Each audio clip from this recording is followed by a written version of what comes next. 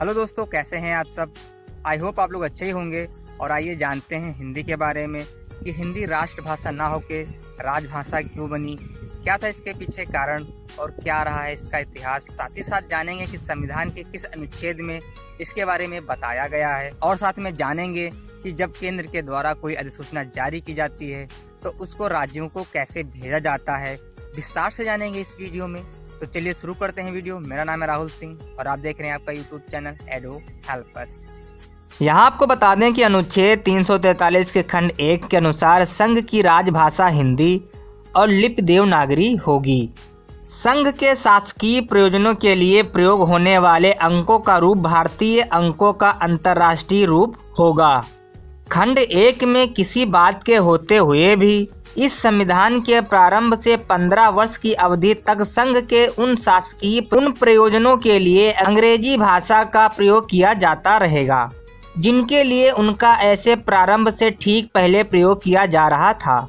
परंतु राष्ट्रपति उक्त अवधि के दौरान आदेश द्वारा संघ के शासकीय प्रयोजनों में से किसी के लिए अंग्रेजी भाषा के अतिरिक्त हिंदी भाषा का और भारतीय अंकों के अंतर्राष्ट्रीय रूप के अतिरिक्त देवनागरी रूप का प्रयोग प्राधिकृत कर सकेगा। इस अनुच्छेद में किसी बात के होते हुए भी संसद उक्त 15 वर्ष की अवधि के पश्चात विधि द्वारा पहला अंग्रेजी भाषा का, दूसरा अंकों के देवनागरी रूप का ऐसे प्रयोजनों के लिए प्रयोग का उपबंध कर सकेगी जो ऐसी विधि में विनिर्दिष्ट किए जाएंगे। अनुच्छेद 344 के खंड 1 के अनुसार राष्ट्रपति इस संविधान के प्रारंभ से 5 वर्ष की समाप्ति पर और तत्पश्चात ऐसे प्रारंभ से 10 वर्ष की समाप्ति पर आदेश द्वारा एक आयोग गठित कर सकेगा जो एक अध्यक्ष और 8वीं अनुसूची में विनिर्दिष्ट विभिन्न भाषाओं का प्रतिनिधित्व करने वाले ऐसे अन्य सदस्यों से मिलकर बनेगा जिनको राष्ट्रपति नियुक्त करें और आदेश में आयोग द्वारा अनुसरण की जाने वाली प्रक्रिया परिनिश्चित की जाएंगी। अब आइए एक नज़र में जानते हैं कि इस आयोग के क्या कर्तव्य होंगे। तो आपको बता दें कि आयोग का यह कर्तव्य होगा कि वह राष्ट्रपति को पहला संघ के शासकीय प्रयोजनों के लिए हिंदी भाषा के अधिकाधिक प्रयोग, दूसरा संघ के सभी या किन्हीं शासकीय प्रयोजनों के लिए अंग्रेजी भाषा के प्रयोग पर निर्बंधनों, तीसरा अनुच्छेद 348 में उल्लिखित सभी या किन्हीं प्रयोजनों के लिए प्रयोग की जाने वाली भाषा, चौथा संघ के किसी एक या अधिक विनिर्दिष्ट प्रयोजनों के लिए प्रयोग किए जाने वाले अंकों के रूप में, पांचवा संघ का राजभाषा तथा संघ और किसी राज्य के बीच या एक राज्य और दूसरे राज्य के बीच पत्रादि की भाषा और उनके प्रयोग के संबंध में राष्ट्रपति द्वारा आयोग को निर्दिष्ट किए किसी अन्य विषय के बारे में सिफारिश करें। खंड 2 के अधीन अपनी सिफारिश करने में आयोग भारत की औद्योगिक, सांस्कृतिक और वैज्ञानिक उन्नति का और लोक सेवाओं के संबंध में हिंदी भाषी क्षेत्रों के व्यक्तियों के न्याय संगत दावों और हितों का सामयिक ध्यान रखेगा। एक समिति गठित की जाएगी जो 30 सदस्यों से मिलकर बनेगी जिनमें से 20 लोकसभा के सदस्य होंगे और 10 राज्यसभा के सदस्य होंगे जो क्रमशः लोकसभा के सदस्यों और राज्यसभा के सदस्यों द्वारा आनुपातिक प्रतिनिधित्व पद्धति के अनुसार एकल संक्रमणीय मत द्वारा निर्वाचित होंगे। समिति का यह कर्तव्य होगा कि वह खंड 1 के अधीन गठित आयोग की सिफारिशों की परीक्षा करे और राष्ट्रपति को उन पर अपनी राय के बारे में रिपोर्ट दे। अनुच्छेद 343 में किसी बात के होते हुए भी राष्ट्रपति खंड 5 में निर्दिष्ट रिपोर्ट पर विचार करने के पश्चात उस संपूर्ण रिपोर्ट के या उसके किसी भाग के अनुसार निर्देश जारी कर सकेगा। अब आइए एक नज़र डालते हैं कि अनुच्छेद 343, 344 और 351 के अंतर्गत क्या क्या प्रयास किए गए हैं। तो यहाँ आपको बता दें कि भारतीय भाषा वैविध्य के परिप्रेक्ष्य में हिंदी की राजभाषा के रूप में पूर्ण स्थापना तथा सम्यक भाषा के रूप में विकास के संदर्भ में समन्वयकारी एवं सम्यक दृष्टि अपेक्षित रही है। 1940 के दशक में यह विचार था भाषाई राज्यों का गठन विलगाववादी होगा, परंतु महात्मा गांधी सहित एक वर्ग की मान्यता थी कि भाषा पर आधारित राज्यों के पुनर्गठन के मातृभाषा के प्रोत्साहन एवं प्रादेशिक भाषाओं के माध्यम से राजकाज करने में सहजता होगी।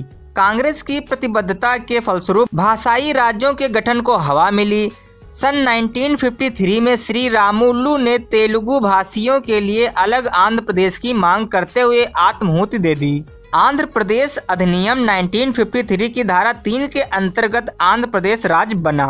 राज्य पुनर्गठन आयोग दिसंबर 1953 में गठित हुआ। इसने 30 दिसंबर 1955 को रिपोर्ट दी। सन 1956 में राज्यों का पुनर्गठन हुआ, जिसके बाद इसके 3 उद्देश्य थे। पहला, आर्थिक जीवन क्षमता, दूसरा, प्रशासकीय सुविधा और तीसरा, भाषाई ठोस आधार। समय समय पर तमिलनाडु, हरियाणा, गुजरात, महाराष्ट्र, कर्नाटक तथा अन्य छोटे छोटे राज्यों जैसे नागालैंड, हिमाचल प्रदेश, मणिपुर, सिक्किम, मिजोरम, अरुणाचल प्रदेश, गोवा आदि का प्रादुर्भाव हुआ, जहां भाषाई राज्यों के निर्माण से भाषाई तथा सांस्कृतिक एक सूत्रता का क्षेत्रवार विकास की गति बढ़ी। वहीं क्षेत्रीय उन्मादवाद बढ़ा, जिसमें भाषाई आधार का प्रमुख योगदान रहा।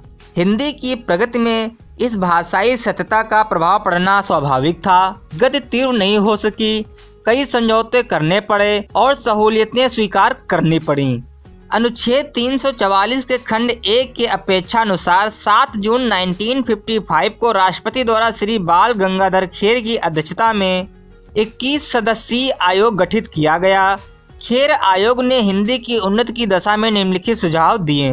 पहला, भारतीय भाषाओं के माध्यम से ही अनिवार्य प्राथमिक शिक्षा दी जाए। दूसरा, पारिभाषिक शब्दावली के निर्माण में गतिशीलता लाई जाए। तीसरा, 14 वर्ष तक के प्रत्येक विद्यार्थी को हिंदी का सम्यक ज्ञान कराया जाए। चौथा, माध्यमिक शिक्षा के स्तर तक पूरे देश में हिंदी का शिक्षण अनिवार्य किया जाए। पांचवा, प्रशासनिक कर्मचारियों को समयबद्ध हिंदी का कार्य साधन ज्ञान कराया जाए। छठा, सन 1965 तक भारत सरकार के राजकाज की प्रधान भाषा अंग्रेजी होगी तथा हिंदी गौड़ होगी। संसदीय समिति द्वारा राजभाषा आयोग की सिफारिशों के अध्ययन के पश्चात राष्ट्रपति को दी गई रिपोर्ट के आलोक में राष्ट्रपति द्वारा अनुच्छेद 344 के खंड 6 के अंतर्गत 27 अप्रैल 1960 को निम्न बिंदुओं वाला आदेश जारी किया। पहला, अखिल भारतीय सेवाओं तथा उच्चतर केंद्रीय सेवाओं में भर्ती के लिए परीक्षा का माध्यम अंग्रेजी रहे और कुछ समय बाद हिंदी का वैकल्पिक माध्यम चुना जाए। दूसरा, हिंदी एवं दूसरी भारतीय भाषाओं में वैज्ञानिक तथा तकनीकी शब्दावली के निर्माण एवं उसके समन्वय पर विशेष बल दिया जाए। तीसरा, 1 जनवरी 1961 को 45 वर्ष से कम आयु के कर्मचारियों के लिए हिंदी का प्रशिक्षण अनिवार्य किया जाए। चौथा, सभी प्रशासनिक साहित्य का अनुवाद किया जाए। पांचवा, टंककों एवं आशु लिपिकों को हिंदी टंकण तथा आशु लेखन में प्रशिक्षित किया जाए। छठा, प्रशिक्षण संस्थाओं में प्रवेश हेतु अंग्रेजी तथा हिंदी दोनों ही परीक्षा के माध्यम हो। सातवां, एक मानक विधि कोश बनाया जाए तथा विधि संबंधी साहित्य का हिंदी में अनुवाद किया जाए। अंग्रेजी की जगह हिंदी को स्थानापन्न करने की अवधि सन 1965 जो नजदीक आने लगी, दक्षिण भारत के राज्यों द्वारा इसका प्रबल विरोध प्रारंभ किया जाने लगा। उस समय के प्रधानमंत्री जवाहरलाल नेहरू ने आश्वासन दिया कि अंग्रेजी की जगह हिंदी तब तक स्थानापन्न नहीं की जाएगी और यथास्थिति कायम रहेगी जब तक गैर हिंदी भाषी लोग इस परिवर्तन को नहीं चाहेंगे।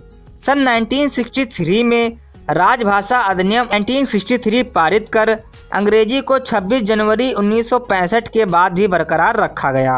राजभाषा अधिनियम की धारा 8 में दिए गए अधिकार के अधीन 1976 में कुछ नियम निर्धारित किए गए। भारत सरकार के गृह मंत्रालय के अंतर्गत एक राजभाषा अनुभाग बनाया गया जो राजभाषा हिंदी विषयक राष्ट्रपति के आदेशों, संसद की सिफारिशों एवं राजभाषा अधिनियम के उपबंधों का कार्यान्वित करने का उत्तरदायी होता है। अब इस अनुभाग को स्वतंत्र राजभाषा विभाग के रूप में मान्यता मिल चुकी है। 1976 में राजभाषा अधिनियम के अंतर्गत जो नियम बनाए गए उनको हम इस प्रकार से समझ सकते हैं। पूरे देश के केंद्रीय सरकार के कार्यालयों को 3 वर्गों में बांटा गया: क वर्ग के क्षेत्र, ख वर्ग के क्षेत्र और ग वर्ग के क्षेत्र। तो आइए सबसे पहले जानते हैं क वर्ग के क्षेत्रों के बारे में। इसमें उत्तर प्रदेश, मध्य प्रदेश, बिहार, राजस्थान, हिमाचल प्रदेश, हरियाणा एवं दिल्ली सभी हिंदी क्षेत्र आते हैं। दूसरा, ख वर्ग के क्षेत्र जिसमें पंजाब, गुजरात, महाराष्ट्र तथा केंद्र शासित चंडीगढ़ एवं अंडमान निकोबार आते हैं।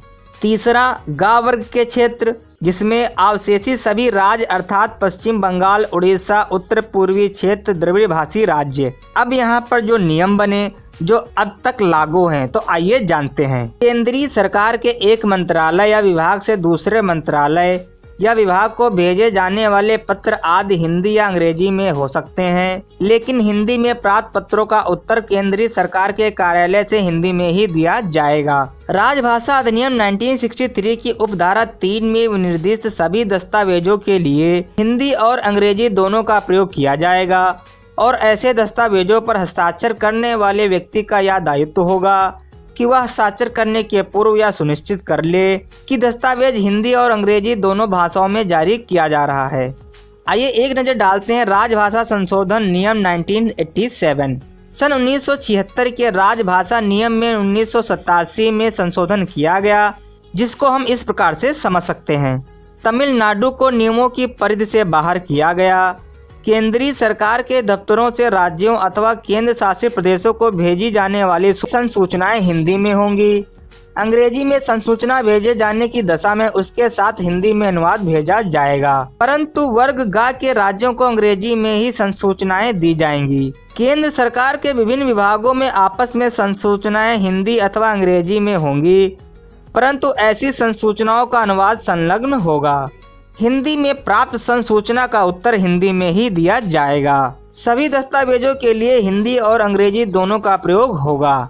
एक कर्मचारी अपनी दरख्वास्त अपील या अभ्यावेदन दोनों में जमा कर सकता है। किसी फाइल पर नोटिंग हिंदी या अंग्रेजी किसी माध्यम से होगी, परंतु केंद्रीय सरकार आदेश द्वारा ऐसे दफ्तरों को अधिसूचित कर सकेगी जहां नोटिंग प्रारूपण या निर्दिष्ट अन्य उद्देश्यों के लिए केवल हिंदी का प्रयोग हो सकेगा। तो दोस्तों, ये कुछ जानकारी थी राजभाषा के संबंध में। आपको बता दें कि अगर आप एलएलबी के छात्र हैं तो इस प्रकार के क्वेश्चन आते रहते हैं। तो आई होप आपको ये वीडियो पसंद आई होगी। अगर आपको कोई क्वेश्चन है तो आप हमें पहले की तरीके से नीचे कमेंट बॉक्स में बता सकते हैं। साथ ही साथ अगर आप इस चैनल पर नए हैं तो चैनल को सब्सक्राइब कर लें और बेल आइकन को जरूर प्रेस करें, जिससे कि आने वाली नई वीडियोस की नोटिफिकेशन आपको मिलती रहे सबसे पहले। तो मिलते हैं दोस्तों नेक्स्ट वीडियो में, तब तक के लिए जय हिंद, जय भारत।